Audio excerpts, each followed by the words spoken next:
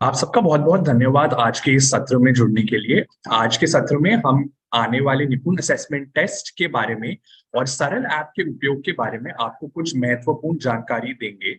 तो आप सबसे अनुरोध है कि आपके जनपद के सभी शिक्षकगण मेंटरगण को कह दीजिए कि जल्द से जल्द सत्र में जुड़े, क्योंकि हम बहुत जरूरी जानकारी आपके साथ शेयर करने वाले हैं इस सत्र के द्वारा। तो सब जल्द से जल्द इस सत्र में जुड़ जाए, इस सत्र का लाभ उठाए। हम अगले 2 से 3 मिनट में इस सत्र की शुरुआत करेंगे। धन्यवाद।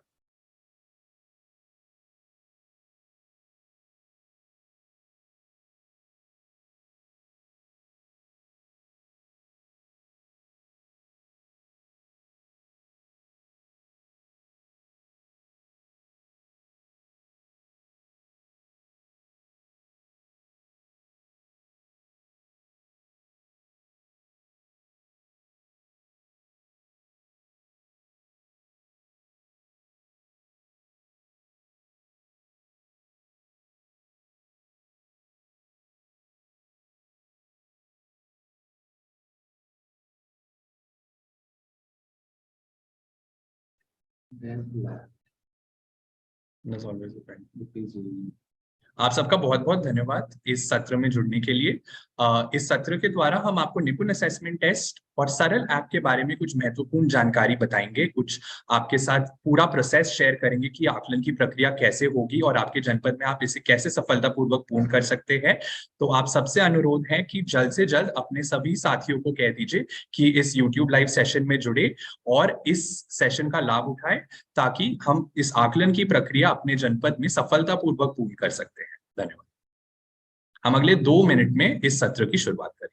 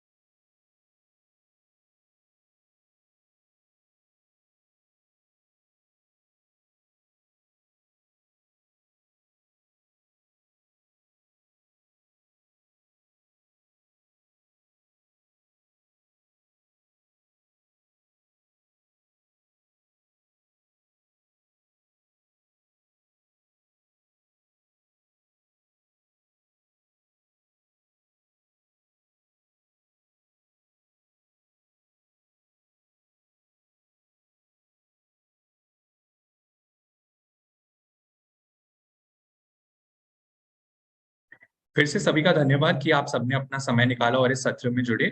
आप सबसे अनुरोध है कि अपने जनपद के सभी साथियों को कह दीजिए कि अगले 1 मिनट में हम ये सेशन शुरू कर रहे हैं। तो जल्द से जल्द इस सत्र में जुड़ जाए। इसमें हम निपुण असेसमेंट टेस्ट जो आपके जनपद में होने वाला है उसके बारे में और सरल ऐप के उपयोग के बारे में महत्वपूर्ण जानकारी आपके साथ साझा करेंगे। तो सबसे अनुरोध है कि जल्द से जल्द इस सेशन में जुड़ जाए, ज्यादा से ज्यादा लोगों को बोले, ताकि सब इस सत्र का लाभ उठा सके। हम अगले 1 मिनट में इस सत्र की शुरुआत करें।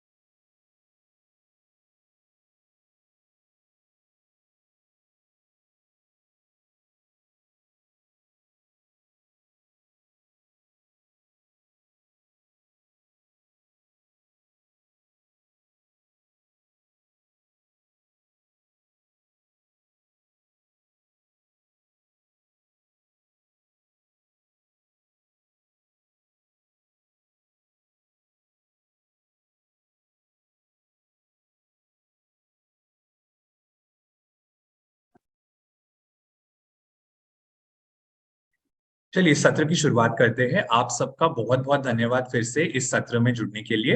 ये जो हमारा निपुण असेसमेंट टेस्ट है, अभी आपको एक नई समय सारणी मिली है और उस हिसाब से अभी निपुण असेसमेंट टेस्ट का संचालन किया जाना है आपके जनपद में। और उसके लिए हमने ये सत्र का आयोजन किया है, जिसमें हम निपुण असेसमेंट टेस्ट के बारे में आपको बताएंगे, पूरी आकलन की प्रक्रिया एक बार समझाएंगे। और इसमें जो सरल ऐप का एक एक रोल है, जो इस आकलन में सरल ऐप का उपयोग है, उस सरल ऐप के उपयोग और कैसे आपको प्रयोग करना है सरल ऐप का, वो आपको समझाएंगे। तो इस सत्र की शुरुआत करते हैं। सबसे पहले तो आज की गोष्ठी के जो मुख्य बिंदु होंगे वो क्या है, हम ये समझेंगे सबसे पहले कि जो हमारा निपुण असेसमेंट टेस्ट है वो हम क्यों कर रहे हैं, कब कर रहे हैं। और दूसरा जो हमारा बिंदु है जिस पे हम फोकस करेंगे वो है कि इसका संचालन कैसे किया जाएगा निपुण असेसमेंट टेस्ट का। तो पहले समझते हैं इसका महत्व, ये कि हम ये निपुण असेसमेंट टेस्ट क्यों कर रहे हैं। जैसा कि आप जानते हैं कि बाल वाटिका से लेकर कक्षा 3 तक कुछ निपुण लक्ष्य आधारित किए गए हैं। और ये निपुण लक्ष्य आप सबको पता ही है, आप इनको फॉलो भी कर रहे हैं। तो इन्हीं निपुण लक्ष्य के आधार पर हमारा यह लक्ष्य है कि मार्च 2026 तक 100% छात्र निपुण लक्ष्य को प्राप्त कर ले, ये हमारा गोल है। और इस गोल में आगे बढ़ते हुए ये जो हमारे हर जनपद के लिए कुछ त्रैमासिक टारगेट सेट किए गए हैं। तो ये त्रैमासिक टारगेट्स जो सेट किए गए हैं, ये प्रत्येक जनपद अपने त्रैमासिक टारगेट को प्राप्त करना सुनिश्चित करे, उसके लिए ये निपुण असेसमेंट टेस्ट एक उसके लिए एक स्टेप लिया जा रहा है। जैसे कि आप यहाँ देख सकते हैं, हर जनपद के लिए हर त्रैमास के लिए एक टारगेट सेट किया गया है और मार्च 2026 तक हमने यह लक्ष्य रखा है कि 100% छात्र निपुण हो जाए। तो हम ये त्रैमासिक असेसमेंट क्यों कर रहे हैं और ये जो हमारे त्रैमासिक लक्ष्य है उसमें ये निपुण असेसमेंट टेस्ट कहाँ आ रहा है। तो इस निपुण असेसमेंट टेस्ट के द्वारा हम यह देखना चाहते हैं कि हमारे बच्चों की अभी अधिगम स्तर की प्रगति क्या है और अपने विद्यालयों को निपुण बनाने के लिए जो हमें आवश्यक कदम उठाने हैं, आप शिक्षक, आप मेंटर्स, जो आवश्यक कदम हमें उठाने हैं अपने विद्यालयों को निपुण बनाने के लिए, वो समझ सके। दूसरा जो हमारा बिंदु है जो हमें इस असेसमेंट से पता चलेगा वो यह है कि हम उन विद्यार्थियों की पहचान कर पाएंगे जिनको थोड़ी अभी अतिरिक्त सहायता की आवश्यकता है, जो अभी तक शायद उतने सक्षम नहीं है, जो थोड़ा सा अभी पीछे चल रहे हैं। तो हम उनकी पहचान कर उनको जो भी रेमेडियल या अतिरिक्त सहायता चाहिए वो हम दे सकते हैं। तो ये निपुण असेसमेंट टेस्ट में बताएगा कि ये विद्यार्थी कौन है, ताकि हम उन पे थोड़ा ज्यादा फोकस कर सकें। तीसरा जो हमारा बिंदु है वो है कि ये राज्य परियोजना एवं जनपद के बीएसए कार्यालय द्वारा इस असेसमेंट का एकत्रित जो डेटा होगा उसके आधार पर हम फोकस गतिविधियां, फोकस इंटरवेंशंस का संचालन कर सकते हैं। तो यदि किसी जनपद में कोई ऐसी स्थिति है जो जहां पे थोड़ी अतिरिक्त सहायता की आवश्यकता है, तो हम उस जनपद के लिए इस डेटा के आधार पर कुछ फोकस्ड गतिविधियां ला सकते हैं। ये राज्य परियोजना कार्यालय द्वारा हो सकता है या आपके बीएसए कार्यालय द्वारा हो सकता है। पर ये जो डेटा आएगा ये हमें बहुत कुछ बताएगा कि अभी हमारी बच्चों की अधिगम स्तर की प्रगति कैसे चल रही है और हमें कुछ फोकस्ड गतिविधियां लानी है या नहीं। तो जो हमारे इस आकलन का जो हमारा मुख्य उद्देश्य है कि राज्य परियोजना द्वारा निर्धारित जो त्रैमासिक लक्ष्य है उनकी उपलब्धि सुनिश्चित करने में हम सक्षम होंगे। तो इसीलिए ये निपुण असेसमेंट टेस्ट किया जा रहा है। अभी जो हमारी गोष्ठी की दूसरी मुख्य बिंदु है वो हमारा त्रैमासिक असेसमेंट का संचालन। तो इस पे हम हमारा अभी इस गोष्ठी का फोकस रहेगा, ये थोड़ा इसके आगे आप समझ लेते हैं। तो कुछ आकलन संबंधित जानकारी आपके साथ साझा करते हैं। इस आकलन हेतु छात्रों को पहले से कोई भी विशेष तैयारी नहीं करनी है। ये बहुत ही जरूरी है कि हम समझ लें कि ये बेसलाइन असेसमेंट है, ताकि हमें बच्चों के अधिगम स्तर की प्रगति समझ आए कि क्या है। इसके लिए छात्रों को पहले से कोई भी विशेष तैयारी करने की जरूरत नहीं है, ये सिर्फ एक बेसलाइन असेसमेंट। प्रश्न पत्र के आधार पर कक्षा 1 से 8 के सभी छात्रों का आकलन किया जाएगा इसके अंतर्गत। जैसे कि आपको पता है कक्षा 1 से 8 के सभी छात्रों का आकलन इस निपुण असेसमेंट टेस्ट के माध्यम से किया जाना है। कुछ आकलन संबंधित निर्देश आपके साथ साझा कर रहे हैं। इस आकलन का परिणाम आप ओएमआर शीट के माध्यम से एकत्रित करेंगे और सरल ऐप नामक एक मोबाइल एप्लीकेशन के माध्यम से शिक्षक ओएमआर शीट को स्कैन करेंगे। अभी हम इस गोष्ठी में आगे समझेंगे कि इस ओएमआर शीट की स्कैनिंग की प्रक्रिया सरल ऐप के द्वारा कैसे की जा रही है। आकलन संबंधित एक बहुत ही मुख्य बिंदु यह है कि कक्षा 1 से 3 के लिए शिक्षक प्रत्येक बच्चे का व्यक्तिगत रूप से आकलन करेंगे और उनके लिए ओएमआर शीट भरेंगे। कक्षा 4 से 8 के लिए प्रत्येक छात्र प्रश्न पत्र स्वयं हल करेंगे और खुद ओएमआर शीट भरेंगे। तो ये एक मुख्य फर्क है कक्षा 1 से 3 के आकलन का और कक्षा 4 से 8 के आकलन का, जहां कक्षा 1 से 3 के आकलन के लिए शिक्षक एक एक करके प्रत्येक बच्चे को अपने पास बुलाएंगे, उनसे प्रश्न पत्र हल करवाएंगे व्यक्तिगत रूप से और उनके लिए ओएमआर शीट भरेंगे। कक्षा 4 से 8 के लिए ये अलग है, क्योंकि कक्षा 4 से 8 के लिए प्रश्न पत्र भी छात्र खुद हल करेंगे और ओएमआर शीट भी खुद भरेंगे। तो इसको प्लीज नोट किया जाए और इसके बारे में भी हम आगे गोष्ठी में चर्चा करेंगे कि इसके लिए जो ओएमआर शीट है वो कैसी दिखती है और कैसे शिक्षक और छात्र दोनों उनका क्या क्या रोल रहे। जो हमारा तीसरा आकलन संबंधित निर्देश है कि सभी कक्षाओं कक्षा 1 से 8 जिनका आकलन हो रहा है उनकी ओएमआर शीट की स्कैनिंग सरल ऐप के माध्यम से ही होगी। तो कक्षा 1 से 3 हो या कक्षा 4 से 8 हो, स्कैनिंग की जो हमारी प्रक्रिया है वो शिक्षकों को ही करनी है और शिक्षकों को सरल ऐप के माध्यम से करनी है। तो ये थी कुछ आकलन संबंधित निर्देश। अभी समझते हैं कुछ आकलन से पहले जो पूर्व आपको कुछ स्टेप्स करने हैं आकलन के दिन से पहले, ताकि आकलन बहुत ही सफलतापूर्वक पूर्ण हो सके। तो ये समझते हैं कि कुछ स्टेप्स हमें क्या करने हैं जैसे ही हम ऐप डाउनलोड कर ले।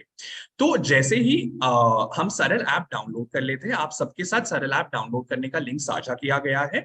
आप प्ले स्टोर के माध्यम से या उस लिंक के माध्यम से सरल ऐप को डाउनलोड कर सकते हैं। सरल ऐप के लिए सरल ऐप डाउनलोड करने के बाद जो हमारा छात्र डेटा डाउनलोडिंग का एक प्रोसेस है वो करना आवश्यक है। तो यह जरूर सुनिश्चित कर लीजिए कि जैसे ही आप ऐप डाउनलोड कर ले तो छात्र डेटा डाउनलोडिंग की प्रक्रिया कर ले। अब ये समझ लेते हैं कि ये छात्र डेटा डाउनलोडिंग की प्रक्रिया क्या है। आप ऐप जैसे ही डाउनलोड कर लेते हैं, सभी शिक्षक अपने प्रेरणा पोर्टल के रजिस्टर्ड मोबाइल नंबर का इस्तेमाल करके उसे आईडी और पासवर्ड के रूप में अंकित करके ऐप में लॉग इन कर सकते हैं। तो अपना प्रेरणा पोर्टल का जो आपका रजिस्टर्ड मोबाइल नंबर है उसे ही यूजर आईडी और पासवर्ड की तरह अंकित करें और सरल ऐप में लॉग इन करें। एक बार आप लॉगिन कर ले, ऐप में आप नेक्स्ट या गो फॉरवर्ड बटन दबाकर तब तक क्लिक करते रहे जब तक आपको इस स्लाइड पर जो स्क्रीन दिखाई गई है वहां तक नहीं पहुंच जाते। तो इस स्क्रीन तक पहुंचकर आपका डेटा डाउनलोडिंग की प्रक्रिया पूरी हो जाएगी। यह जरूर सुनिश्चित कर लीजिएगा कि ऐप डाउनलोड करते ही ये प्रक्रिया पूरी कर ले और यह प्रक्रिया करते हुए आपके पास एक स्थिर इंटरनेट कनेक्शन होना चाहिए। तो डेटा डाउनलोडिंग की प्रक्रिया करते हुए आप ऐसे स्थान में चले जाए जहां आपके पास अच्छा इंटरनेट कनेक्शन हो, ताकि डेटा डाउनलोडिंग की प्रक्रिया सफलतापूर्वक पूर्ण हो सके। एक बार मैं आपको ये भी दिखा देता हूं कि ये कैसी दिखती है। तो जैसे कि आप यहाँ देख सकते हैं, जो हमारा पहला स्क्रीन है वो आप जैसे ही लॉगिन करेंगे आपको ये पहली स्क्रीन दिखेगी। आप जैसे ही गेट स्टार्टेड बटन दबाएंगे तो दूसरे स्क्रीन पर पहुंचेंगे जहां पे आपको क्लास, सेक्शन और सब्जेक्ट चूज करने को बोलेगा। आप उस क्लास को सिलेक्ट करें जिसका आप आकलन करने वाले हैं, सेक्शन चूज करें, ए होगा, आप ए चूज करें और सब्जेक्ट में आपको वो चूज करना है, आपके मंडल का नाम आएगा यहाँ पर।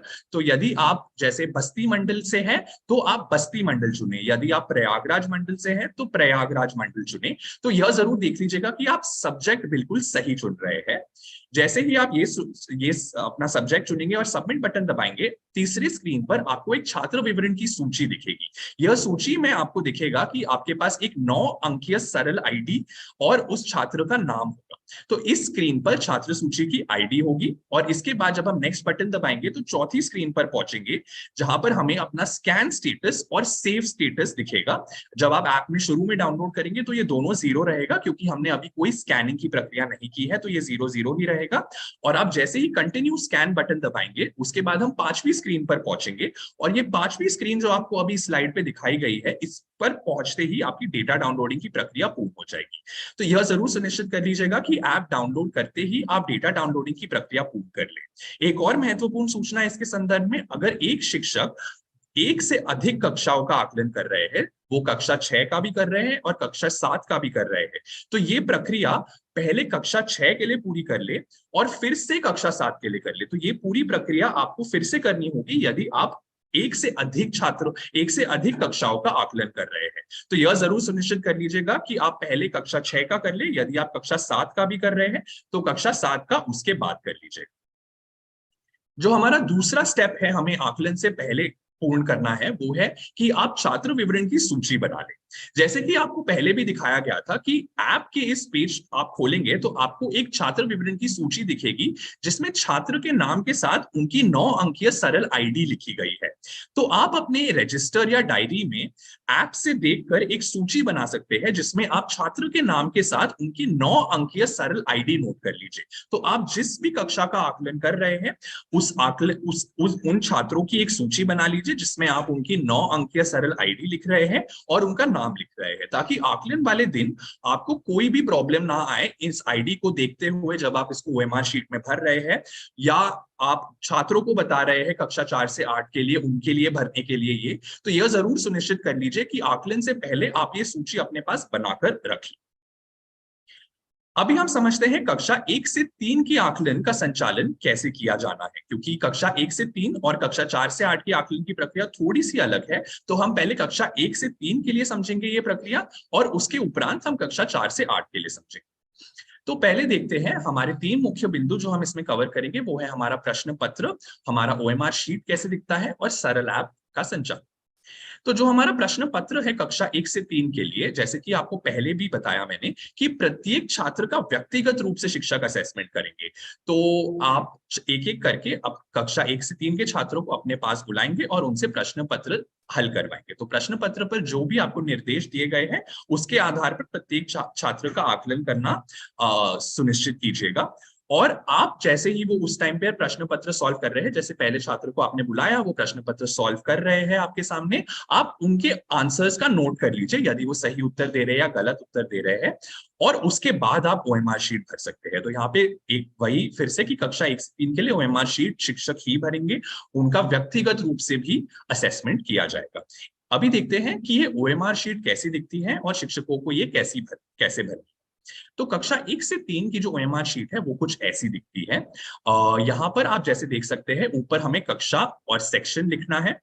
आप यह जरूर सुनिश्चित कर लीजिएगा कि ओएमआर शीट भरते समय हम केवल काले रंग के बॉल पॉइंट पेन का इस्तेमाल कर रहे हैं। अगर हम काले पेन का बॉल पॉइंट पेन का ना उपयोग करें तो ये स्कैनिंग की प्रक्रिया में बाधा ला सकता है। तो यह जरूर सुनिश्चित कर लीजिएगा कि आप काले पेन का ही उपयोग कर रहे हैं ओएमआर शीट भरते हुए। आप यहाँ पे कक्षा और सेक्शन भर दीजिए। यदि प्रश्न सेट कोई हो तो ए लिख दीजिए। अगर यदि कोई प्रश्न सेट ना हो तो सिर्फ ए लिखकर भी कोई प्रॉब्लम नहीं है। तो प्रश्न सेट लिख लीजिएगा। और यहाँ पे आप जैसे देख सकते हैं यहाँ पर इस शीट में 8 छात्रों का आकलन एक साथ किया जा सकता है। तो यहाँ पे हम जैसे देख सकते हैं हमारे पास 8 रो दिए गए हैं, तो 8 छात्रों का आकलन एक ओएमआर शीट पर किया जा सकता है कक्षा 1 से 3 के लिए। तो जैसे ही आप यहाँ पे जो हमारी 9 अंकीय सरल आईडी है वो यहाँ पर लिखी जा सकती है। जो आपने सूची बनाई है अपनी, वो सूची देखकर आप वो आईडी लिख लीजिए और वो आईडी देखकर वो ओएमआर शीट पर भी लिख लीजिएगा। तो जैसे आप पहले छात्र का आकलन कर रहे हैं उनकी जो सरल आईडी है 9 अंकीय वो यहाँ पर लिख लीजिएगा, और उसी तरह आप यहाँ पे 8 छात्रों का आकलन कर सकते हैं। यहाँ पर आप देख सकते हैं जो हमारे प्रश्न है उसमें हमने यहाँ गोले भरे हुए हैं। ये गोले भरने का आधार कुछ ऐसा है कि यदि प्रश्न का सही उत्तर दिया है छात्र ने तो हम इस गोले को भरेंगे, और यदि उन्होंने कोई उत्तर नहीं दिया या गलत उत्तर दिया तो हम इस गोले को नहीं भरेंगे। एक उदाहरण लेते हैं पहले छात्र का। जैसे पहले छात्र ने पहले प्रश्न का अगर सही उत्तर दिया तो हमने पहला गोला भरा, छात्र ने दूसरे प्रश्न का भी सही उत्तर दिया तो हमने दूसरा गोला भी भरा, पर यहाँ पर तीसरे प्रश्न का उत्तर छात्र ने गलत दिया तो हमने यहाँ पर गोला खाली छोड़ दिया। तो यह जरूर सुनिश्चित कर लीजिएगा कि गोले वही भर रहे हैं जिनका सही उत्तर दिया जा रहा है छात्र द्वारा। और यह भी जरूर सुनिश्चित कर लीजिएगा कि अगर आपके प्रश्न पत्र में केवल 7 प्रश्न हैं तो आप 7 ही भरे, 8, 9, 10 में कुछ ना भरे, उसको खाली छोड़ दे। तो जितने भी प्रश्न आपके प्रश्न पत्र में दिए गए हैं उतने ही गोले भरे, उसके आगे ना भरे। ओएमआर शीट में कहीं पर भी और कुछ ना लिखे, यह जरूर सुनिश्चित कर लीजिएगा कि जहां पर आपको आवश्यक लिखना ही है वहीं पर लिखे, कई और ना लिखे, क्योंकि ये फिर से आकलन की प्रक्रिया में बाधा ला सकता है, स्कैनिंग की प्रक्रिया में बाधा ला सकता है।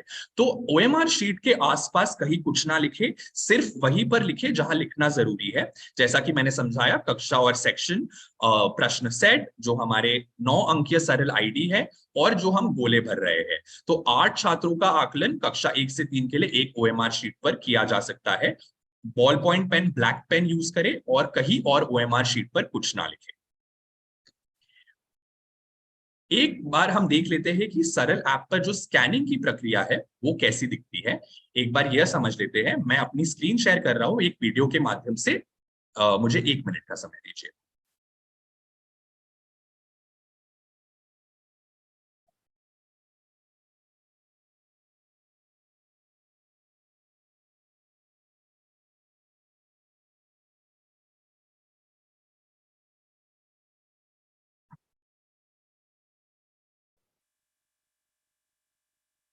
तो जैसा कि आप यहाँ देख सकते हैं, जैसे ही आप सरल ऐप डाउनलोड करेंगे तो सबसे पहले आपको स्कूल आईडी और पासवर्ड मांगेगा। जैसा कि आपको बताया गया था, आप अपना प्रेरणा पोर्टल का रजिस्टर्ड नंबर यहाँ पर स्कूल आईडी और पासवर्ड में डालकर इसमें लॉग इन कर सकते हैं।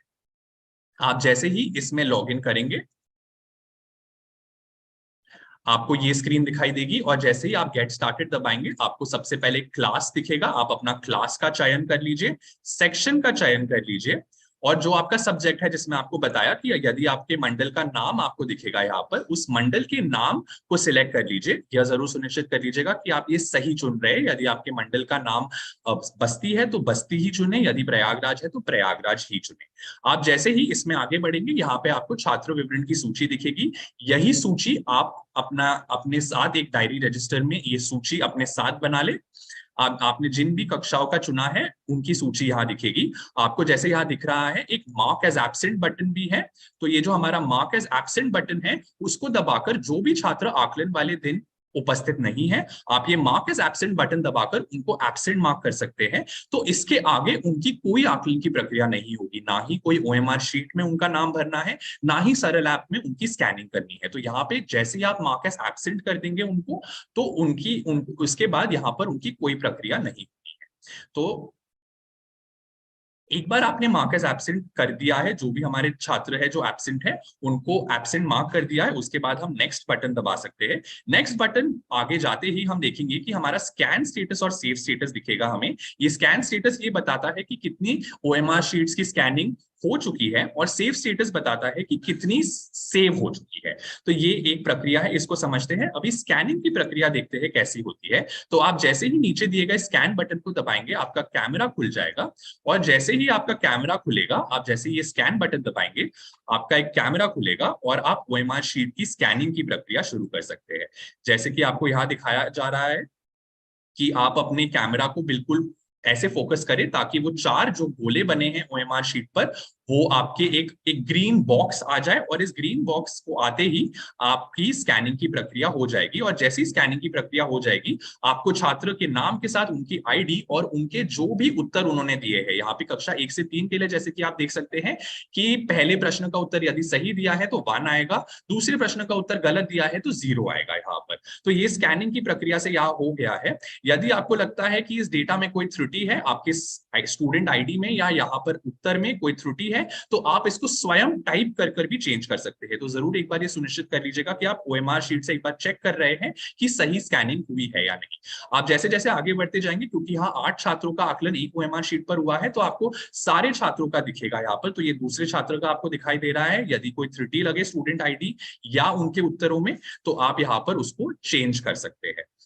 ऐसे ही करते करते आपको 8 छात्रों की सूची दिख जाएगी, और जैसे ही 8 का हो जाएगा आपको ये आपके स्कैन स्टेटस में दिखेगा। जैसे कि अभी यहाँ पर भी हम दिखाएंगे आपको। देखिए यहाँ पे स्कैन स्टेटस में हम 8 देख सकते हैं। इसका मतलब ये है कि 8 छात्रों की स्कैनिंग की प्रक्रिया हमारी सफलतापूर्वक पूर्ण हो गई है।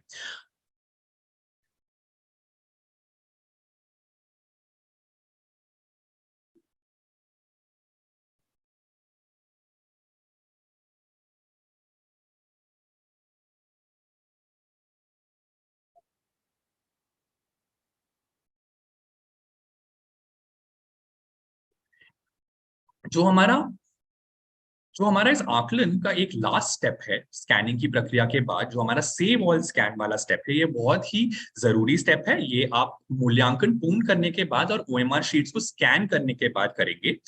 तो आप स्कूल में ही अपनी स्कैनिंग पूर्ण कर लीजिएगा, और रिकॉर्ड किए गए डेटा को स्कैन संख्या में, जैसे कि आपको वीडियो में भी दिखाया कि आपको स्कैन स्टेटस में दिखेगा। तो यदि संख्या ओएमआर शीट स्कैन करते समय, आप जैसे ही ओएमआर शीट स्कैन करते रहेंगे तो ये संख्या बढ़ती जाएगी। तो स्कैन हुआ हुआ डेटा, इसका मतलब सफलतापूर्वक सेव हो रहा है आपके फोन में, लेकिन सर्वर पर अभी तक अपलोड नहीं हुआ है। तो आप स्कूल में आपके अगर स्थिर इंटरनेट कनेक्शन ना हो और आपने डेटा डाउनलोडिंग की प्रक्रिया जो हमने शुरू में समझाई थी वो करी है, तो आप बिल्कुल चिंता ना करें। स्कैनिंग की प्रक्रिया के लिए आपको स्थिर इंटरनेट कनेक्शन की जरूरत नहीं है। आप शीट्स की स्कैनिंग की प्रक्रिया जारी रख सकते हैं, इसके लिए नेट कनेक्शन आवश्यक नहीं है। पर यह जरूर सुनिश्चित कर लीजिएगा कि आपके पास स्थिर इंटरनेट कनेक्शन नहीं है, तो डेटा डाउनलोडिंग की प्रक्रिया उससे पहले करना बहुत जरूरी है। तो ये स्कैन स्टेटस ये आपको बताता है कि 19 जो स्कैन है हमारे फोन में सेव हो चुके हैं, पर अभी तक सर्वर पर सेव नहीं हुए हैं। तो सर्वर में सेव करने की जो प्रक्रिया है वो सेव ऑल स्कैन बटन से होगी, जैसे कि आपको यहाँ दिखाया गया है। तो सेव ऑल स्कैन बटन हम अंत में क्लिक करेंगे जब हमारा मूल्यांकन पूर्ण हो गया है और हमने सारे छात्रों की ओएमआर शीट की स्कैनिंग की प्रक्रिया कर ली है। आप जैसे ही सेव ऑल स्कैन बटन दबाएंगे तो जो हमारी 19 की हमें स्कैन स्टेटस में दिख रहा था वो अब सेव स्टेटस में दिखेगा। इसका मतलब इन छात्रों का जो भी डेटा है वो सर्वर पर अब सेव हो गया है और उनका आकलन सफलतापूर्वक पूर्ण हो गया है। जरूरी बिंदु इसके बारे में यह है कि सेव ऑल स्कैन का बटन आप तभी दबाएं जब सारी शीट्स की स्कैनिंग हो चुकी हो और आपके पास एक स्थिर इंटरनेट कनेक्शन हो। तो सेव ऑल स्कैन बटन से पहले यह जरूर सुनिश्चित कर लीजिएगा कि आपके पास एक स्थिर इंटरनेट कनेक्शन है। आप स्कैनिंग की प्रक्रिया अपने स्कूल में कर सकते हैं बिना स्थिर इंटरनेट कनेक्शन के, पर सेव ऑल स्कैन बटन दबाने से पहले आप यह जरूर सुनिश्चित कर लीजिएगा कि आप ऐसे स्थान पर हैं जहां पर आपको एक स्थिर इंटरनेट कनेक्शन मिले। तो स्कैनिंग की प्रक्रिया के समय यदि आपके पास को इंटरनेट कनेक्शन नहीं है या इंटरनेट ठीक से नहीं चल रहा है तो आप प्लीज उसकी चिंता ना करें, पर सेव ऑल स्कैन बटन दबाते समय यह जरूर सुनिश्चित कर लीजिएगा कि आपके पास एक स्थिर इंटरनेट कनेक्शन हो। एक बार जो हमारे 1 से 3 का आकलन है उसकी 6 स्टेप की जो हमने प्रक्रिया समझाई है वो समझ लेते हैं। जैसे कि आपको पहले बताया कि आकलन से पूर्व हमारा पहला स्टेप शुरू होगा कि परीक्षा से पहले हम डेटा डाउनलोडिंग की प्रक्रिया कर ले।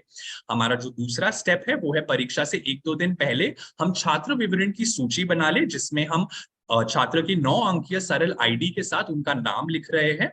आकलन वाले दिन हमारा तीसरा स्टेप शुरू होगा जहां शिक्षक प्रश्न पत्र के अनुसार विद्यार्थी का व्यक्तिगत रूप से आकलन करेंगे।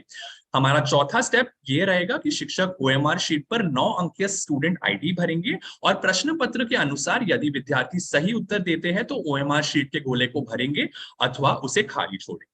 एक बार हमने सारे छात्रों का आकलन कर लिया है तो हमारा पांचवा स्टेप शुरू होगा जहां शिक्षक सरल ऐप के द्वारा ओएमआर शीट की स्कैनिंग करेंगे। आपको स्कैनिंग की प्रक्रिया अभी हमने दिखाई, और एक बार ये स्कैनिंग की प्रक्रिया पूर्ण हो जाए तो हमारा छठा स्टेप शुरू होगा जो हमारा सेव ऑल स्कैन का स्टेप है। यह प्रक्रिया आप मूल्यांकन पूर्ण करने और ओएमआर शीट्स को स्कैन करने के बाद ही करें, और यह जरूर सुनिश्चित कर लीजिए कि इस स्टेप पर हमारे पास एक स्थिर इंटरनेट कनेक्शन हो।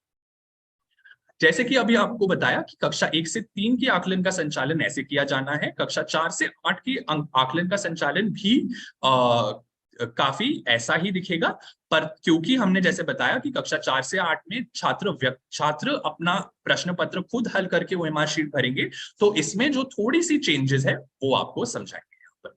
तो प्रश्न पत्र समझते हैं पहले। तो जो हमारा प्रश्न पत्र है कक्षा 4 से 8 के लिए वो छात्र द्वारा ही हल किया जाएगा, तो उनको आप प्रश्न पत्र हल करने के लिए पर्याप्त समय दीजिएगा।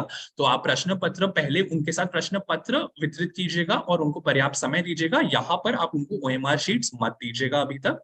जैसे ही प्रश्न पत्र हल हो जाए असेसमेंट के बाद सभी छात्रों को आप ओएमआर शीट दे दीजिएगा जो छात्र खुद भरेंगे। तो यह एक मुख्य फर्क है कक्षा 1 से 3 और कक्षा 4 से 8 के आकलन का।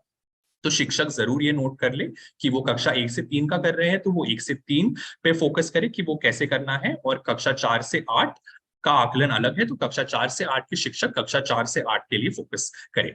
जो हमारी कक्षा 4 से 8 के लिए ओएमआर शीट है वो भी अलग दिखती है, जैसे कि आपको यहाँ दिखाया गया है। तो ये ओएमआर शीट कुछ अलग दिखती है। ये अलग इसीलिए है क्योंकि जैसे कि आपको पहले बताया गया कक्षा 1 से 3 का जो ओएमआर शीट है उस पे 8 छात्रों का आकलन एक साथ किया जा सकता है। परंतु क्योंकि कक्षा 4 से 8 में हर छात्र स्वयं अपना ओएमआर शीट भर रहे हैं तो एक छात्र का ही आकलन एक ओएमआर शीट पर हो सकता है। तो यहाँ पे आपको सबसे पहले दिखाया गया है छात्र आईडी। यहाँ पर छात्र की 9 डिजिट आईडी भरी जाएगी जो सरल ऐप पर दिखा रहा है। तो आपकी जो छात्र विवरण की सूची आपने बनाई हुई है उसके द्वारा आप छात्रों को यह बताएंगे कि उनकी 9 अंकीय सरल आईडी क्या है और वो यहाँ पर उस आईडी को भरेंगे। छात्र अपना नाम और प्रश्न सेट, यदि कोई प्रश्न सेट हो परंतु ए लिख सकते हैं, वो यहाँ पर भरेंगे। ये भी सारा काले ब्लैक बॉल पॉइंट पेन से किया जाए, ओएमआर शीट को ब्लैक बॉल पॉइंट पेन से ही भरा जाए। यहाँ पर इसके बाद प्रश्न उत्तर भरने की प्रक्रिया शुरू होगी, तो छात्र यहाँ पर खुद उत्तर भरेंगे। तो यहाँ पर जो हमारा प्रश्न पत्र होगा कक्षा 4 से 8 के लिए, उसमें 4 विकल्प होंगे हर प्रश्न के, और हर प्रश्न का एक विकल्प उसका सही उत्तर होगा। तो यदि पहले प्रश्न का उत्तर छात्र को लगता है कि सी ऑप्शन सही है, तो वो सी ऑप्शन में गोला भरे। इस प्रश्न में और कोई गोला ना भरे। तो यह जरूर सुनिश्चित कर लीजिएगा शिक्षक कि हर प्रश्न के लिए छात्र एक ही गोला भर रहे हैं। और यदि उनको लगता है कि यदि छात्र को लगता है दूसरे प्रश्न का सही उत्तर डी है, तो वो डी भरेंगे यहाँ पर। और उसी तरह प्रश्न पत्र में जो भी उन्होंने हल किया है वो यहाँ पर ओएमआर शीट विद्यार्थी खुद भरेंगे यहाँ पर। यह जरूर सुनिश्चित कर लीजिएगा कि यदि प्रश्न पत्र में सिर्फ 10 प्रश्न है तो 10 प्रश्न तक ही गोले भरे जाए, उसके अतिरिक्त कोई गोले ना भरे जाए, और ओएमआर शीट पर कुछ और ना लिखा जाए।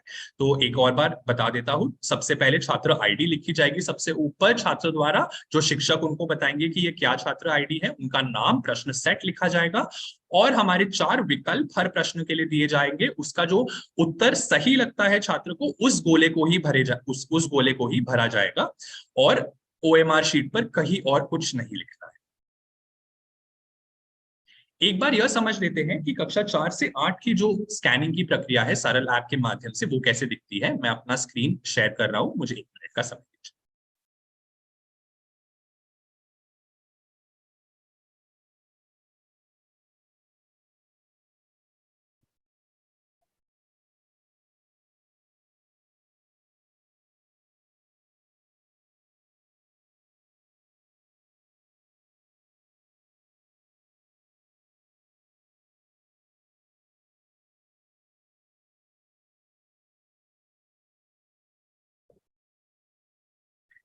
जैसे कि आपको पहले भी दिखाया गया कि आप पहले सरल ऐप में यहाँ पर लॉगिन करेंगे। सरल ऐप में लॉगिन करते ही ये प्रक्रिया बिल्कुल वैसी है कक्षा 1 से 3 के लिए जैसे आपको दिख रही है। तो आप इसमें आगे बढ़ सकते हैं। आप लॉगिन करके आगे बढ़ेंगे तो आपको अपना क्लास, सेक्शन और सब्जेक्ट चुने। यहाँ पर सब्जेक्ट वही चुने जो आपका मंडल है। जैसे ही आप आगे बढ़ेंगे आपको एक छात्र विवरण की सूची दिखेगी। यहाँ पर उनको मार्क एज एब्सेंट कर लीजिए जो उपस्थित नहीं है आकलन वाले दिन, और उनकी कोई स्कैनिंग या आकलन की प्रक्रिया नहीं की जाएगी। उसके बाद आपको स्कैन स्टेटस और सेव स्टेटस यहाँ पर दिखेगा, और कंटिन्यू स्कैन बटन दबाने के बाद हम स्कैनिंग की प्रक्रिया, जो स्कैन बटन हमें नीचे दिखाया जा रहा है, स्कैनिंग उसके माध्यम से शुरू कर सकते हैं। यहाँ पर ओएमआर शीट थोड़ी अलग दिखती है हमारी, जैसे कि मैंने आपको अभी समझाया। तो ओएमआर शीट की स्कैनिंग कैसे दिखती है, तो ये कक्षा 4 से 8 के लिए आप करेंगे। आप जैसे ही यहाँ पे दिखेंगे कि आपको एक हरा डब्बा दिख रहा है, हरे डब्बे दिखते ही आप अपना कैमरा स्थिर रखें, उस पर फोकस करने दीजिए और स्कैनिंग की प्रक्रिया होने दीजिए। जैसे ही स्कैनिंग की प्रक्रिया हो जाएगी आप देखेंगे कि please wait scanning in progress करके एक मैसेज आएगा, और उसके उपरांत आप ये देखेंगे कि यहाँ पर जिस भी छात्र का आपने ओएमआर शीट का आकलन किया है, उसका नाम, उसकी स्टूडेंट आईडी और उन्होंने किस प्रश्न का किस विकल्प को सिलेक्ट किया है वो आएगा यहाँ पर। यदि आपको लगता है कि इस डेटा में कोई भी त्रुटि है तो आप इसको स्वयं टाइप कर भी ठीक कर सकते हैं। तो अपनी ओएमआर शीट से देख लीजिए। यहाँ पर ये मुख्य फर्क है कि यहाँ पर सिर्फ एक छात्र की ही सूची आएगी, क्योंकि हर छात्र का अलग आकलन किया जा रहा है। तो यहाँ पे सबमिट बटन दबाते ही आपके स्कैन स्टेटस में आपको 1 दिखेगा यहाँ पर, और जैसे ही आप दूसरे छात्र का करेंगे तो 2 दिखेगा। और उसके उपरांत आप जैसे आपके जितने भी छात्र हैं उनकी स्कैनिंग कर लीजिए, और बैक बटन दबाते ही, सेव ऑल स्कैन दबाते ही आपको सेव्ड सक्सेसफुली का मैसेज आ जाए। तो सरल ऐप के माध्यम से कुछ ऐसे आप आकलन की प्रक्रिया पूर्ण करेंगे, सरल ऐप के माध्यम से।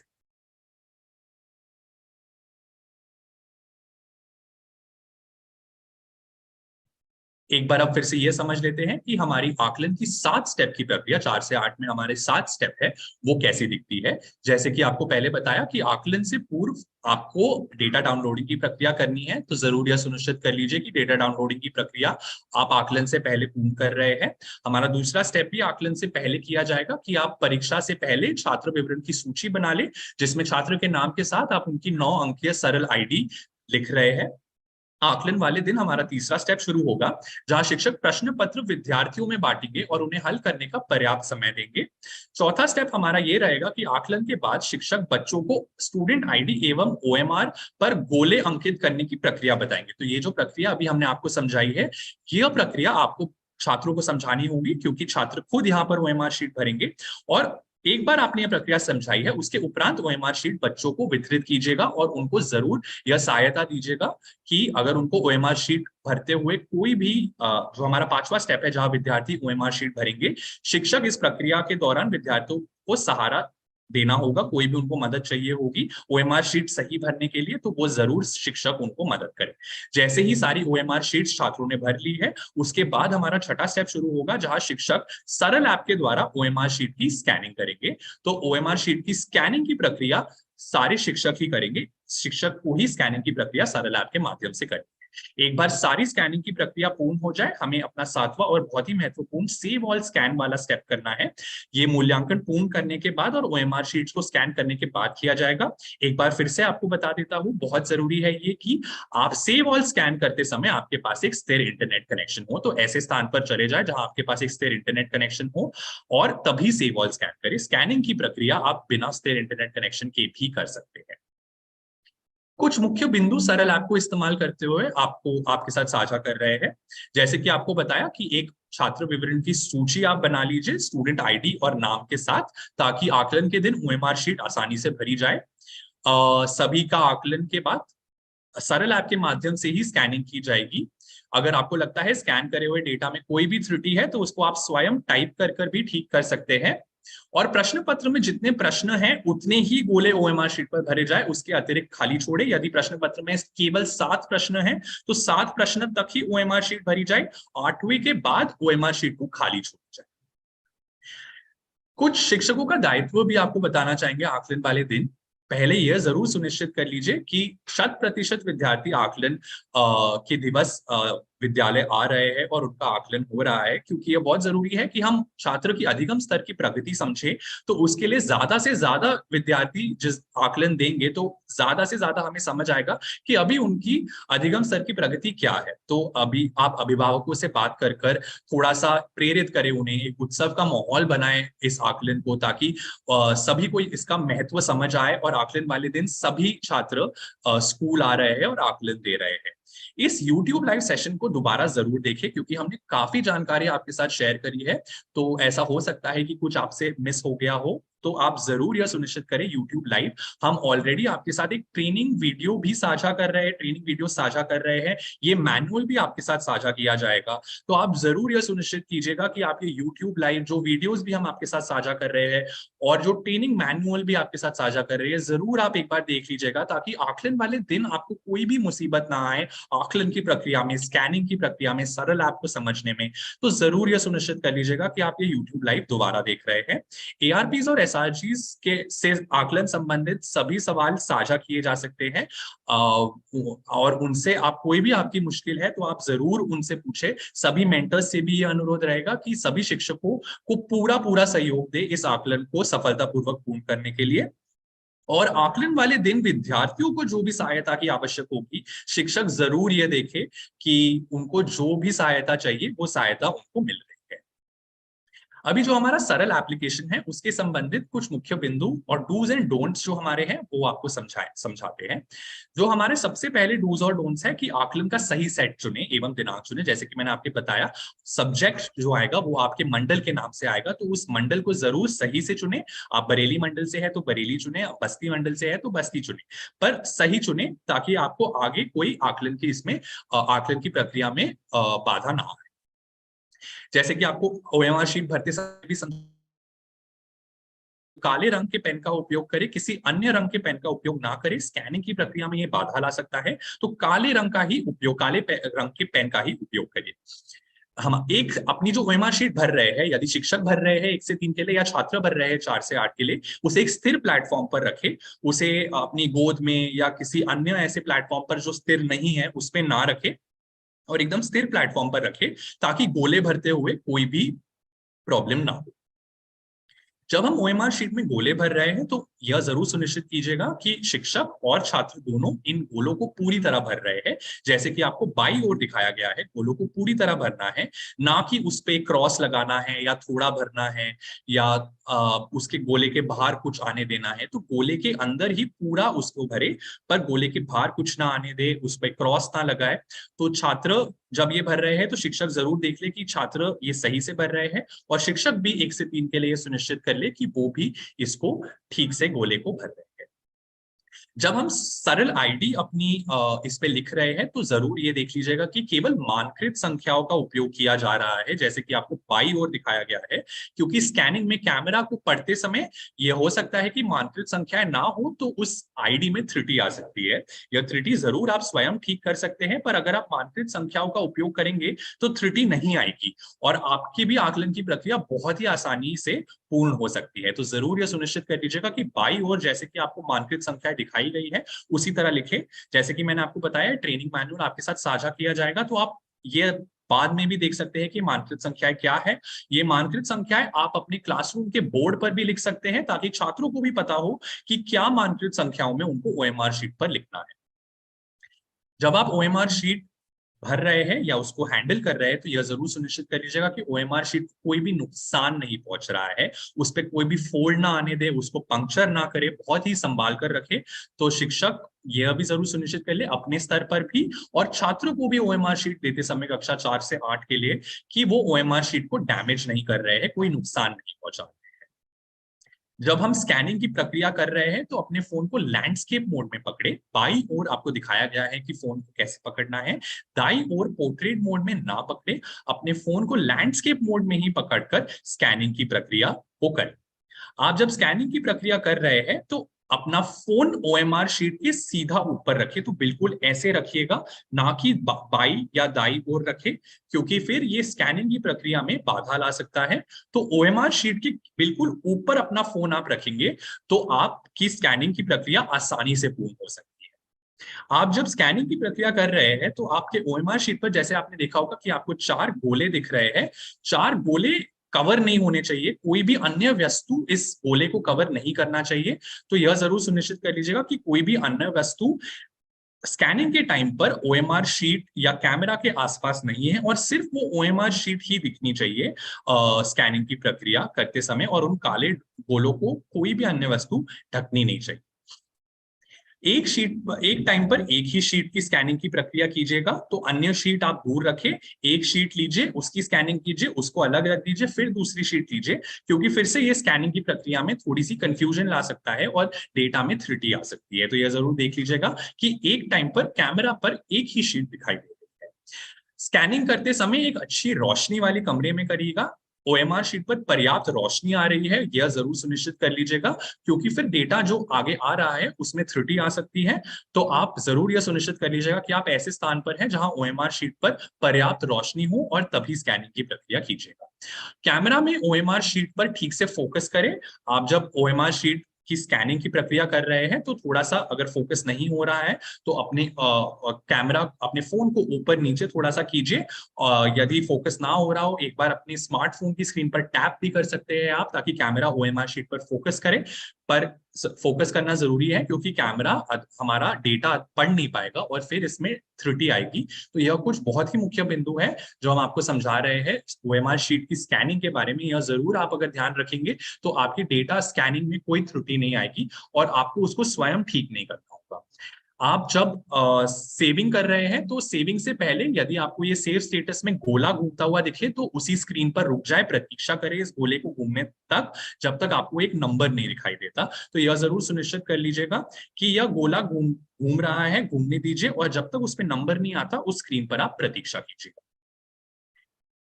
जैसा कि आप सबको अभी पता है, हमने आपके साथ एक हेल्पलाइन नंबर भी साझा किया गया है। तो सरल ऐप का जो भी आपको टेक्निकल रेजोल्यूशन है, कोई भी टेक्निकल या अन्य समस्या है, आप इस हेल्पलाइन नंबर के द्वारा कॉल कर आप उनसे बात कर सकते हैं और आपकी समस्या का समाधान भी किया जाएगा। उस पर आप जरूर यह देख लीजिएगा कि पहले आप अपने मेंटर्स या अपने बीईओ से बात कर रहे हैं, क्योंकि उनके पास काफी जानकारी ऑलरेडी है। तो आप उनसे बात करके अपनी समस्या का समाधान जरूर कर सकते हैं। यदि नहीं हो रहा है तो आप इस हेल्पलाइन नंबर पर भी कॉल करके इसका समाधान कर सकते हैं, अपनी समस्या का समाधान कर सकते हैं। तो ये थी हमारी आकलन की प्रक्रिया, और सरल ऐप को आपको कैसे यूज करना है उसकी प्रक्रिया आपको समझाया गया है। जैसे कि मैंने आपको बताया कि ये YouTube लाइव सेशन पुनः देखना जरूर सुनिश्चित कर लीजिएगा। यह भी जरूर सुनिश्चित कर लीजिएगा कि जो हम ट्रेनिंग वीडियोस आपके साथ साझा करेंगे या कर रहे हैं, जो ट्रेनिंग मैनुअल साझा कर रहे हैं, वो सब भी आप देखें, अच्छे से प्रक्रिया को समझे, ताकि आकलन वाले दिन कोई भी प्रॉब्लम ना आए इस आकलन को सफलतापूर्वक पूर्ण करने के लिए। इसमें जरूर इस आकलन को आप एकदम एक उत्सव का माहौल बनाइए, क्योंकि ये बहुत ही हमारे निपुण जो लक्ष्य आधारित है उसके लिए एक बहुत ही महत्वपूर्ण कदम है जो हम ले रहे हैं। तो यह जरूर सुनिश्चित कर लीजिए कि एक उत्सव का माहौल बने, सभी शिक्षक, सभी छात्र, सभी अभिभावक बहुत प्रेरित हो इस आकलन की तरफ। और यह जरूर सुनिश्चित कर लीजिएगा कि ये बेसलाइन असेसमेंट है, तो छात्र को कोई भी इसमें तैयारी की जरूरत नहीं है, और बिल्कुल ही नकल विहीन तरीके से ये पूरी आकलन की प्रक्रिया हो, क्योंकि हम बिल्कुल यह जानना चाहते हैं कि छात्र की अधिगम स्तर की प्रगति क्या है। तो यह नकल विहीन तरीके से हो, तभी हमें एक्चुअल जो पिक्चर है वो समझ आएगा। तो यह जरूर सुनिश्चित कर लीजिएगा कि ये नकल विहीन तरीके से ही हो रही है, इसको उत्सव का माहौल बनाए। आप सबका बहुत बहुत धन्यवाद कि आप सबने समय निकाला, इस सत्र में जुड़े, सरल ऐप और आकलन की प्रक्रिया समझी। और आप सबको बहुत बहुत, मैं जरूर जानता हूं कि आप सब बहुत ही अच्छे से इस आकलन की प्रक्रिया को पूर्ण करेंगे। आप सबको ऑल द बेस्ट, और आप सबको, आपका सबका एक और बार धन्यवाद इस सत्र में जुड़ने के लिए। अब हम इस सत्र को समाप्त करेंगे। धन्यवाद।